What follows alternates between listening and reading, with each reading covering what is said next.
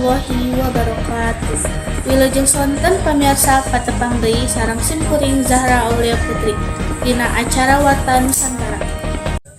Warta anu munggaran dinten ieu suping ti wewengkon ujung kulon Indonesia.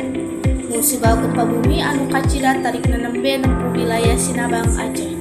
Dina dinten Minggu kamari, ieu kajadian teh ngajantenkeun warga sakitar Selang sarta kaluar bumi pikeun menyelametkeun diri. Pamirsa, rumasarkan laporan di BMKG, gempa anu lumangsungna teu miboga kakuatan magnitudo 6,4. Titik pusat gempa aya di laut, tapi gendaranana karaos katinggal pisan dugi ka daratan. Sanaos kekuatan gempana kabilang ageun, pihak BMKG parantos masihkeun ieu musibah dikatuk posisi tsunami.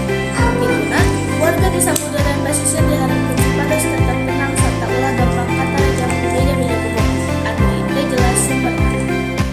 Dugi ka ayeuna, pihak otoritas satempat masih kene ngadata karusakan wangunan anu balukat tina ieu getaran.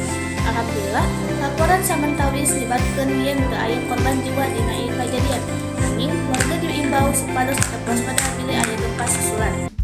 Sakitu warta ngeunaan musibah gempa di Sinabang anu tiasa kapiratur dina dinten ieu.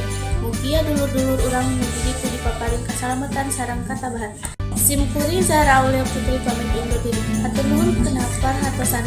Wassalamualaikum warahmatullahi wabarakatuh.